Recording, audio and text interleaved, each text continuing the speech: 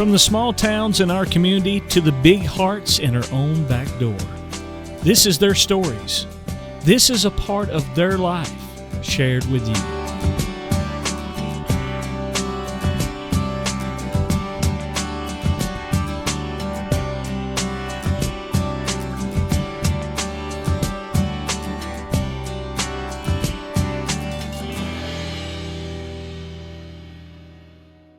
Community TVTN is brought to you by Security Federal Savings Bank, proudly serving the community we call home.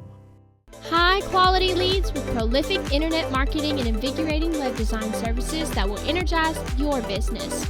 We are SiriusSEM. Call today or visit us at SiriusSEM.com. The Cold War.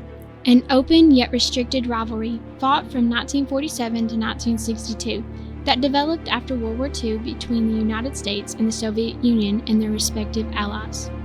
The Cold War was waged on political, economic, and propaganda fronts and had only limited resource to weapons. Life during the Cold War was anything but normal for American citizens. Today I will be interviewing Ronald Regan, a U.S. Army veteran who served 6 years in Germany and Vietnam from 1965 to 1968 and from 1968 to 1971. He served 12 years in the Mississippi National Guard in the Army Infantry. In Vietnam, he was an infantry company commander. Mr. Terry was born in the year 1942 and was faced with the pressures of the Cold War following him throughout his childhood and young adult life. Today, he will be giving us his point of view of life during the Cold War by answering 10 questions I have prepared.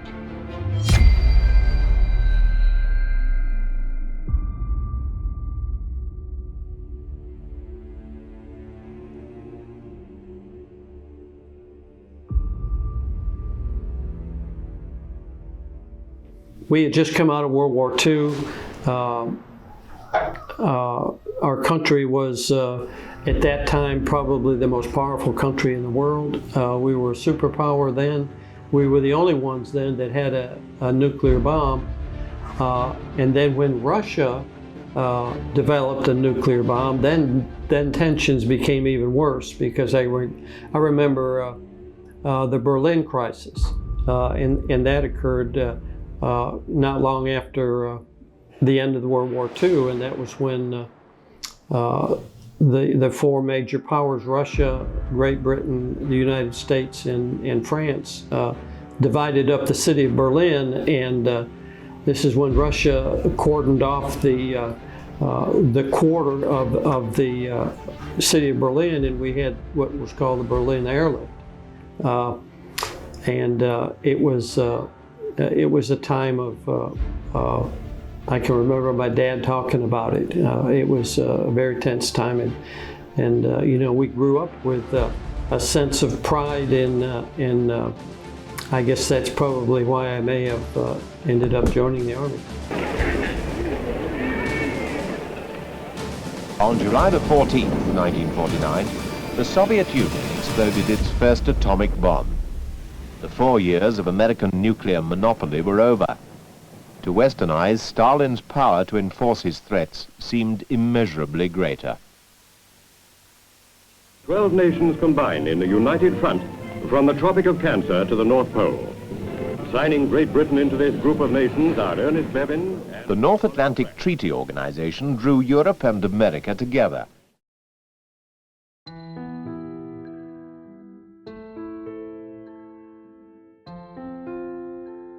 A time where our country was constantly, we weren't at war, because they called it the Cold War, but we were at war with words, and typically this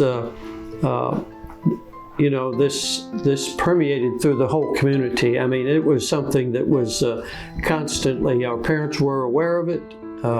The children were constantly aware of it, and even as we grew up, and I can remember even in high school. In Betty's school, they are talking about the atomic bomb too. Betty is asking her teacher, how can we tell when the atomic bomb may explode? And her teacher is explaining that there are two kinds of attack, with warning and without any warning. You may be in your schoolyard playing when the signal comes. That signal means to stop whatever you are doing and get to the nearest safe place fast. Always remember, the flash of an atomic bomb can come at any time, no matter where you may be. Yes, we had air raid drills quite often, several times a week. And when we had the drills, I can remember we would have to get under our desks, cover our head and our neck. Later on, if we were out on the playground, we would have to run into the school and into the hallway, and we had designated hallways we had to go to, and we would have to line up against the walls and cover our head and our neck and kneel down. That's why these children are practicing to duck and cover just as you do in your school. We all know the atomic bomb is very dangerous. Since it may be used against us, we must get ready for it, just as we are ready for many other dangers that are around us all the time.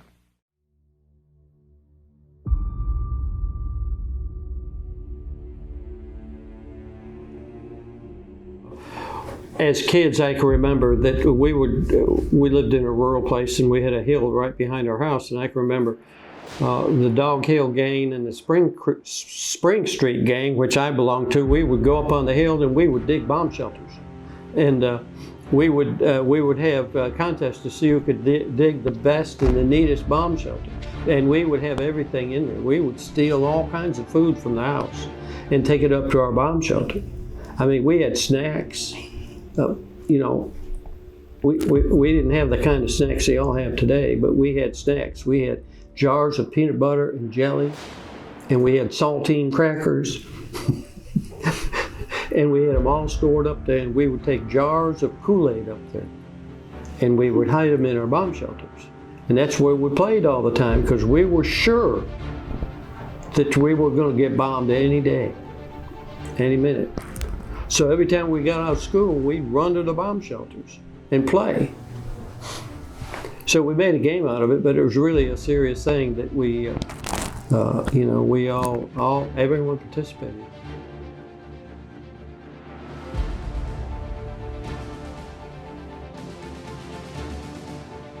I can remember I was in college, and I never will forget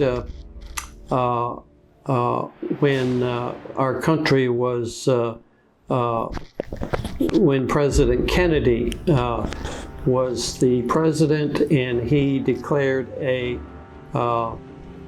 quarantine. He didn't call it a blockade, but he declared a quarantine around Cuba, because Russia at that time was in the process of building missile sites in Cuba.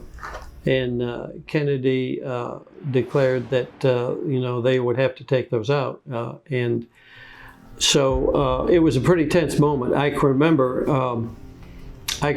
because I was in college, and the defense establishment had what they called DEFCON ratings, and a DEFCON was a DEFCON 1 was when we were at war, and a DEFCON 2 was when we were right on the brink of war.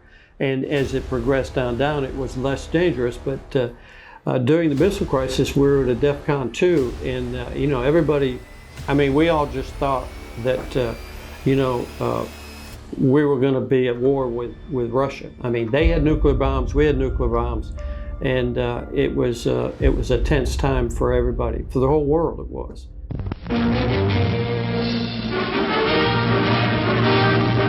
Good evening, my fellow citizens. This government, as promised, has maintained the closest surveillance of the Soviet military buildup on the island of Cuba. Within the past week, unmistakable evidence has established the fact that a series of offensive missile sites is now in preparation on that imprisoned island. The purpose of these bases can be none other than to provide a nuclear strike capability against the Western Hemisphere.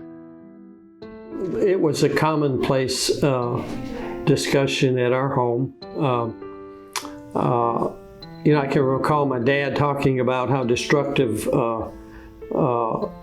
the nuclear bomb was that we dropped on Japan during World War II, and how it killed just hundreds of thousands of people.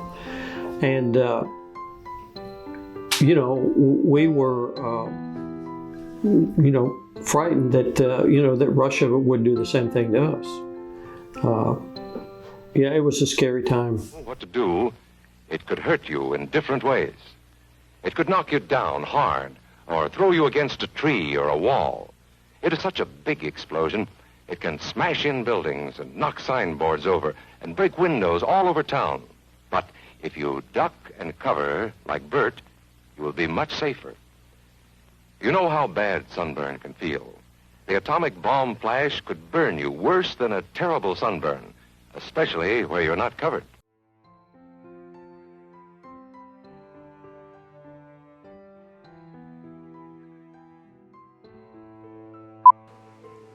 Okay, I can remember as a child, though, and just one last note, I can remember one of the funnest things that we did was that I joined the Civil Air Patrol and when I think I was 11 years old, and they recruited kids.